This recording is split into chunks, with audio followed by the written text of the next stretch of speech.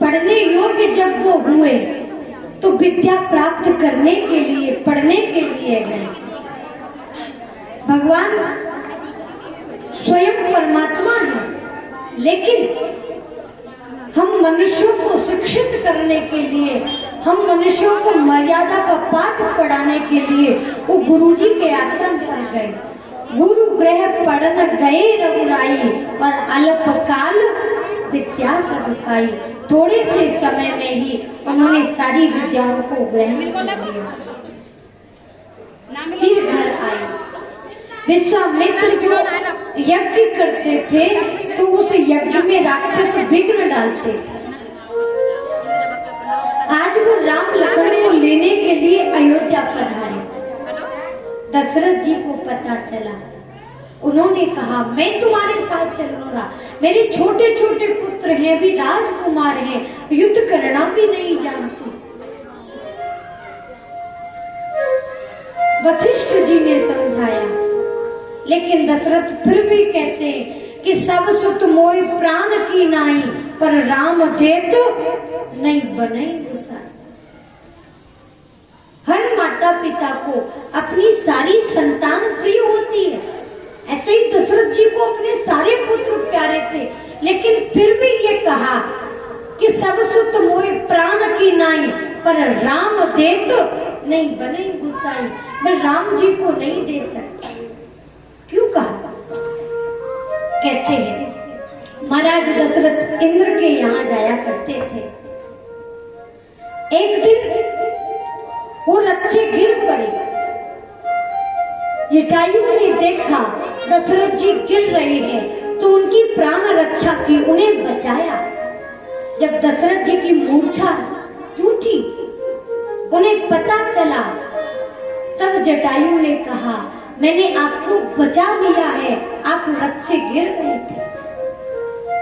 जटायु ने जब इतना कहा, दशरथ जी कहते हैं तुम जो चाहो सो मांग लो। तो जटायु ने कहा तुम अपनी पहली संतान मुझे दे दो। उस समय दशरथ के कोई संतान नहीं। उन्होंने कहा मुझे संतान तो है नहीं। तो जटायु ने कहा अब नहीं है, लेकिन हो तब पहली संतान मुझे दे दे। दशरथ जी ने जटायु जी को वचन दिया था, इसीलिए राम जी को जटायु जी को दिया।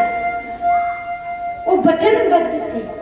वो सोच रहे कि राक्षसों से युद्ध करें, मेरे राम जी को कहीं कुछ हो नहीं जाए, वो अभी सुकुमार है, मैं नहीं दे सकता। तब वशिष्ठ जी ने समझाया कि राजन, इसी में तुम्हारा कल्याण है।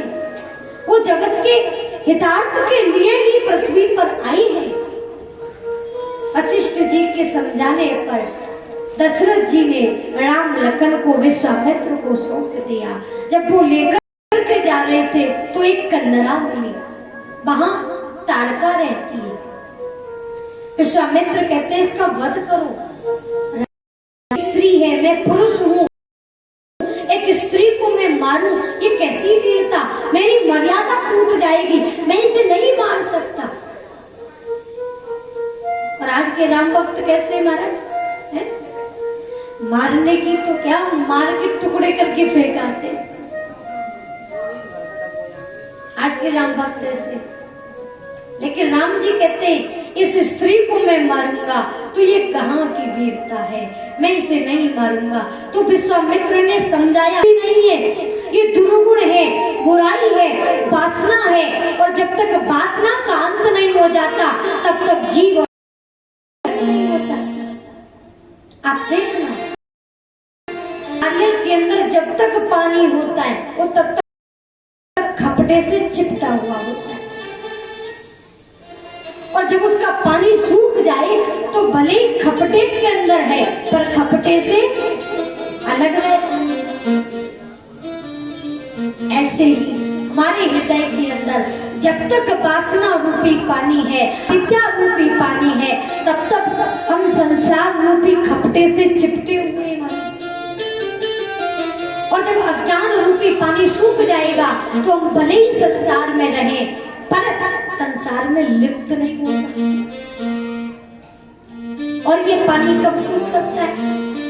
ज्ञान के द्वारा, विवेक के द्वारा, भगवान की कथाओं के द्वारा, सत्संग के द्वारा ये अज्ञान रूपी पानी सूख सकता है। राम जी ने ताड़का का वध किया और गुरु विश्वामित्र राम लखन को लेकर अपने आश्रम पर आए कि प्रातः मुनि रघुराई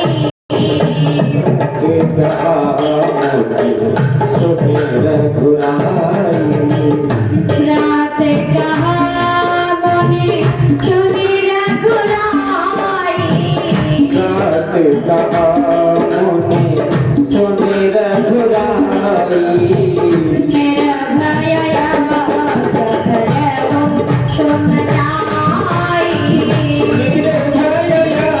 मेरे भय तुम जाई, मेरा भय तुम जाए, प्रातः कहा मुनि सुनि रघुराई। प्रातः काल हुआ, राम जी कहते हैं हे मुनिवर अब आप निर्विघ्न यज्ञ कर सकते हो। नहीं सकते, हम यहाँ पहरेदारी कर रहे हैं। राम लखन पे मुनि विश्वामित्र यज्ञ करने लगे। उसी समय मारीच और सुबाहु नाम के दो दैत्य आ गए। भगवान ने सुबाहु को तो मार दिया, पर मारीच को बीनो भर बाण राम ते ही मारा और सत जो जनगा सागर पार। मारीच को 400 कोस यानी 100 योजन दूरी पर फेंक दिया। सुबाहु को मार दिया और मारीच को छोड़ दिया। क्यों? वो सबको पता है, अगर मारीच को मार देते तो सोने का हिरण बन के कौन आता है? लीला कैसे होती, इसीलिए उसे मारा। ये यज्ञ समाप्त हुआ और जनकपुर से स्वयंवर का निमंत्रण आ गया। स्वयंवर के निमंत्रण को सुनकर मुनि विश्वामित्र ने सोचा अगर मैं राम से कहूंगा कि चलो हम स्वयंवर देखने चलते तो हो सकता है राम मना कर दे। क्यों? क्योंकि वो केवल यज्ञ की रखवाली के लिए आई है, स्वयंवर देखने के लिए नहीं। वो तो मर्यादा पुरुषोत्तम है, एक एक मर्यादा का पालन करते हैं। इसलिए मुनि विश्वामित्र कहते हैं राम ये तो हो गया, अभी एक यज्ञ और बाकी है, वहां भी चलते। चल दिए कि गौतम नारी श्राप बस। संतों ने हमेशा दूसरों की महिमा को बढ़ाया है।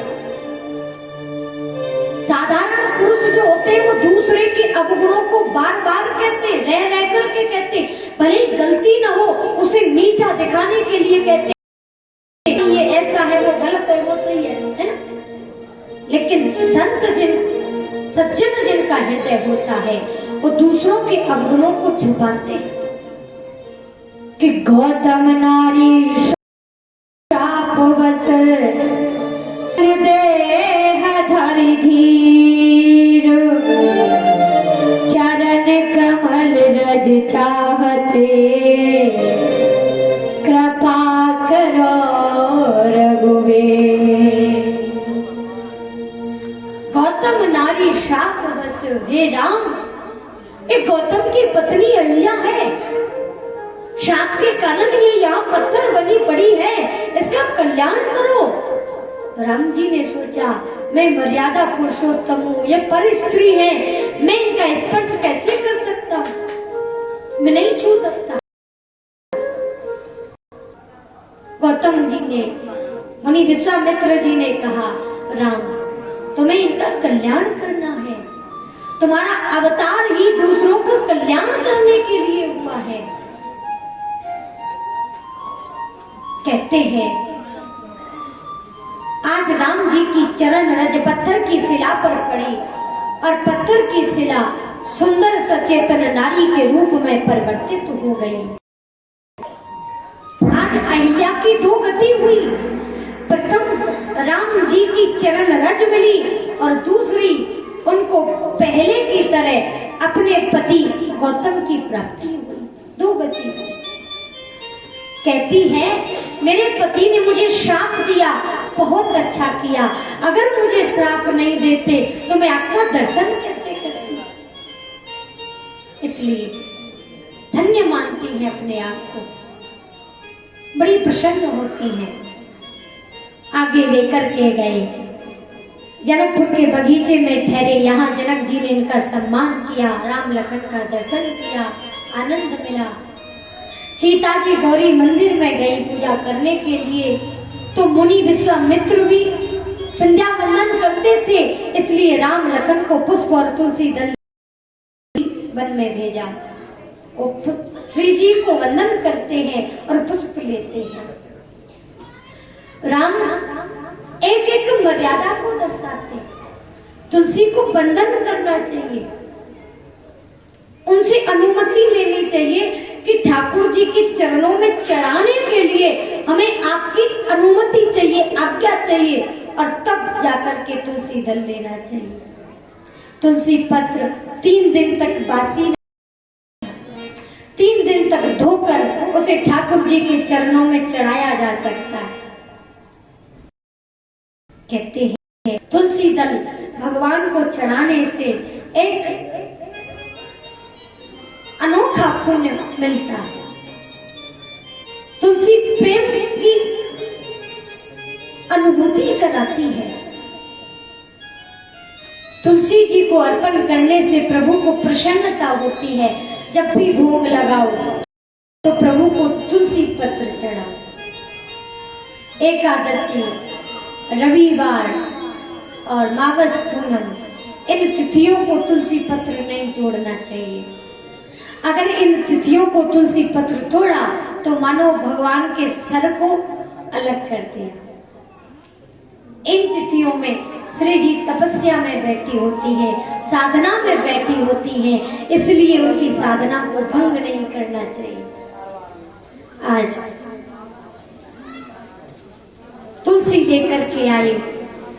कहते हैं सीता जी ने भी राम जी का दर्शन किया और गौरी जी की पूजा की। जय जय गिरवर राज किशोरी, जय महेश मुखचंद्र चकोरी। विनय प्रेम बस भई भवानी, और खसी माल मूर्ति मुस्कुराई। अगर पूजा के समय मूर्ति मुस्कुरा जाए तो ये शुभ माना जाता है, लेकिन फूल मूर्ति क्यों मुस्कुराए? भई प्रेम बस, सीता जी प्रेम की वशीभूत हो गई और अपने आप को पहचान नहीं सकी। और गौरी जी के चरणों में अपने सर को, इसीलिए मूर्ति मुस्कुराई कि देखो सीता सर्व समर्थवान है, सब कुछ कर सकती है, लेकिन फिर भी अपने आप को पहचान नहीं पा रही और अपने सर को मेरे चरणों में झुका दिया। इसीलिए मूर्ति मुस्कुराई और माला कस की पूजा करके आई।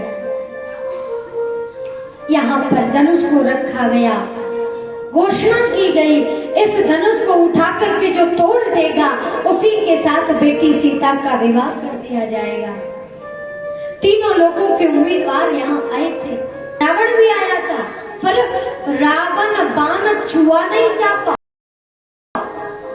रावण तो पहले ही था कि वो धनुष को नहीं उठा सकता, पहले ही अपनी उसने शक्ति आजमा ली थी, इसलिए रावण तो उसके पास आया भी नहीं।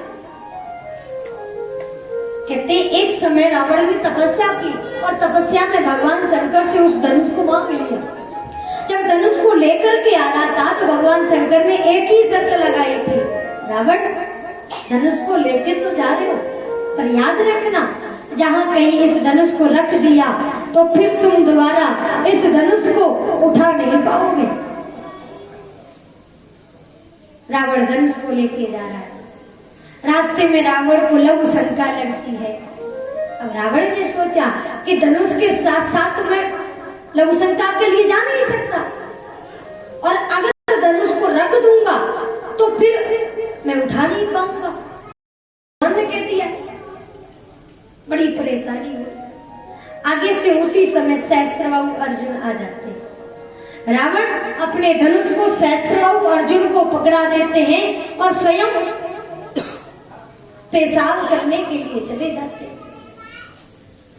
लघु संकार के लिए चले जाते। उसी समय क्या हुआ, भगवान शंकर को सुंदर मौका मिल गया, उन्होंने धनुष में वजन बढ़ाना शुरू कर दिया। अब सहस्त्रबाहु अर्जुन चीख रहा है, रावण जल्दी आ जा, इस धनुष में तो वजन बढ़ता जा रहा है, इसे मैं नहीं उठा सकता। इधर में रावण जो लघु संकार के लिए गया वो निवृत्त नहीं हो पा रहा है, आए तो आए कैसे। वजन बढ़ता गया, सहस्त्रबाहु अर्जुन से सहन नहीं हुआ, धड़ाम से पृथ्वी पर रख दिया। अब महाराज रावण आया, अब दोनों मिलकर के धनुष को उठाने लगे तो सहस्र दशानन एक ही बार, सहस्र माने सहस्त्रबाहु अर्जुन और दशानन माने रावण, दोनों मिलकर के उठाने लगे, लेकिन हिला भी नहीं सके, उठाना तो दूर रहा, वही पड़ा छोड़कर चले गए। जनक जी को जब पता लगा तो जनक जी ने हाथियों के द्वारा खिंचवा कर उस धनुष को अपने महल में रखवाया। एक दिन सीता, उनकी उम्र लगभग 5 वर्ष कुछ महीना होगी, तो उन्होंने एक हाथ से उठाकर दूसरी जगह रख दिया। जनक जी ने कहा, मैंने इस धनुष को हाथियों से उठवा कर मंगाया, खिंचवा कर मंगाया, और इस धनुष को दूसरी जगह किसने रख दिया? सेवकों ने कहा, महाराज आपकी कन्या सीता, उसने रख दिया है। तब जनक जी ने कहा कि मेरी बेटी सीता कोई साधारण कन्या नहीं हो सकती है, मेरी छोटी सी बेटी ने इस धनुष को उठा लिया। तभी जनक ने कहा कि इस धनुष को उठा करके जो तोड़ देगा उसी के साथ सीता का विवाह कर दिया जाएगा। आज जब कहा गया तो सारे राजा मिलकर धनुष उठाने लगे। भूप सहस्र दस एक ही बारा, अर्थात 10,000 राजा मिलकर उस धनुष को उठाने लगे। अब सोचो, पहले राजा कोई छोटे मोटे तो थे नहीं, कितने तगड़े तगड़े थे। अब 10,000 राजा आए तो महाराज हाथ कितने हुए उनके? 20,000। तो धनुष कितना लंबा होगा? वृंदावन तो पहुंच ही जाएगा, हाँ, क्योंकि राजा ही ऐसे थे पहले बड़े बड़े। तो 20,000 राजा लग गए और 20,000 हाथ हो गए, तो धनुष काफी लंबा होगा। पर इसमें कोई संशय नहीं, क्योंकि वो राजा जो थे वो अभिमानी थे, अहंकारी थे, घमंडी थे। सब कह रहे थे इस धनुष को तो हम गिलंगी की तरह तोड़ देंगे, है? लेकिन 10,000 राजा उठाने लगे। महाराज तोड़ना तो दूर रहा, उठा भी नहीं सके। भूप सहस्र दस एक ही बारा, और लगे उठावन तरई न टारा। 10,000 राजाओं से उस धनुष को उठाना तो दूर, हिला भी नहीं। सारे राजा नीचे गर्दन डाल के शर्म से बैठ गए थे अपनी जगह पे।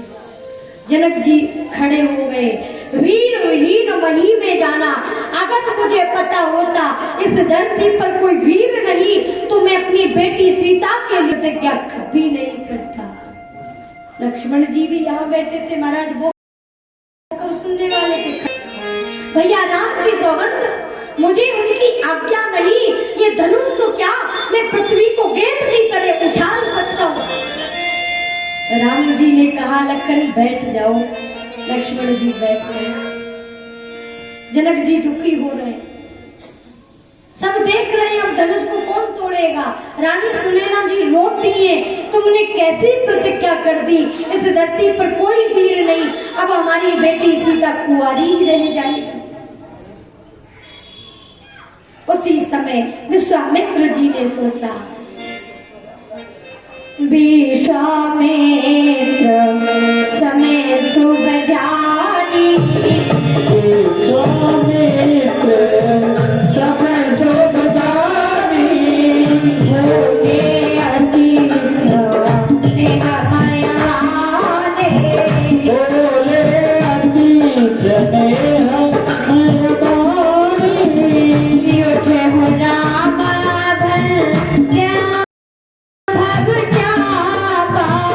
राम भजन भव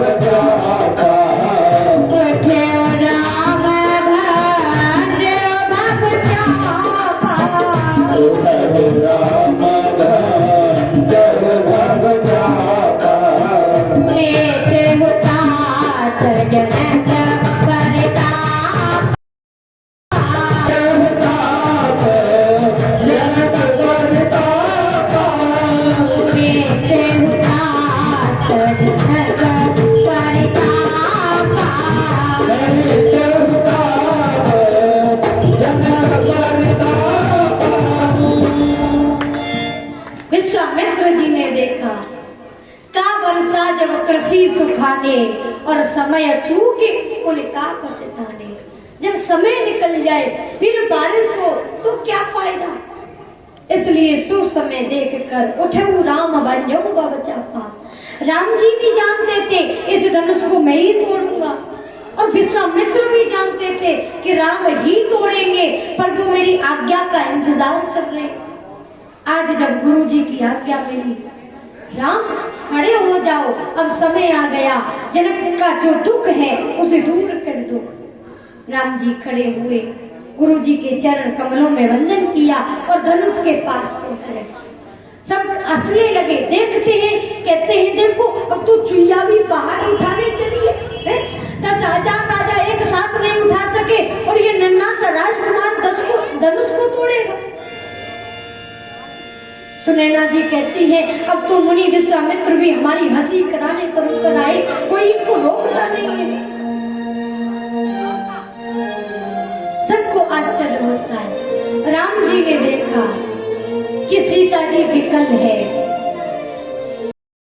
गुरु ही प्रणाम मनई मन कीना और अति लाभो उठाए मन। गुरु जी को प्रणाम किया और धनुष को उठा लिया। लें तक उठावत खेचत गाड़े और काहू न लखा। धनुष को उठा करके उसकी डोरी को संभालना चाहते थे कि संभालते वक्त धनुष के दो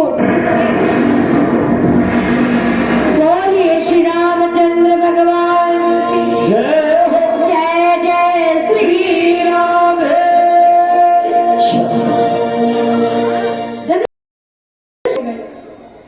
सब देखते रह गए ये क्या हो गया। धनुष के टूटते ही सीता जी वरमाला लेकर सखियां उनके साथ मंगल गान करती हुई आती है। सीता जी माला डालने को आई पर राम जी लंबे और सीता जी छोटी, अब माला कैसे डाले। राम जी सोच रहे लक्ष्मण जन्म से लेकर मेरे साथ रहा, मेरा विवाह हो जाए, लक्ष्मण कुंवारा रह जाए है? तो जनक जी कहते हैं राम तुम माला तो डलवाओ, तुम्हारे जितने भी भाई होंगे सबका विवाह करा दिया जाएगा। राम जी फिर भी माला नहीं डलवाते। राम सोच रहे कि पिता की आज्ञा के बगैर मैं कैसे विवाह करूं, कैसे माला डलवाऊं। तो जनक जी ने कहा हमने अयोध्या के लिए निमंत्रण पत्र भेज दिया है, बस वो सब आते ही होंगे, डलवाओ। राम जी फिर भी माला नहीं डलवाते। सीता सोच रही है मैं राम जी के आसन पर चढ़ के माला डाल दूं, पर देखने वाले क्या कहेंगे कि सीता तो पहले दिन ही पति के आसन पर चढ़ गई है? इसलिए सीता जी माला नहीं डाल पा रही। राम जी सोच रहे मैं ही अपना सर झुका दूं, पर ये देखने वाले क्या कहेंगे कि राम तो पहले दिन ही उसने अपनी स्त्री को सिर झुका दिया। तभी सीता जी की तरफ इशारा किया, लक्ष्मण जी दौड़े दौड़े आए, आकर के भैया राम जी के चरणों में गिर पड़े। राम जी कहने लगे लक्ष्मण तू मेरे चरणों में क्या कर रहा है। जैसे ही उठाने के लिए झुके उसी समय सीता जी ने माला डाल दी। बोलिए चंद्र भगवान की जय जय श्री राम। उसी समय माला डाल दी महाराज। अयोध्या से इधर में बारात आने लगी। सब अयोध्या हैं, अरे बिना दूल्हा के बारात जा रही है, हम नहीं जा रहे, कोई क्या कहेगा, दूल्हा कहाँ है, हम नहीं जाएंगे। सब संशोधन करने लगे, भाई बारात कैसे जाए, अब दूल्हा तो पहले ही जनकपुरी में जाके बैठा है, अब बारात कैसे लेके जाए। तो सबने संशोधन किया, कैसे बारात जाए? तो कहते हैं अगर कोई आगे वालों से पूछे तो कह देना भैया ज्यादा भीड़ है तो दूल्हा पीछे रह गया, पीछे पीछे आ रहा।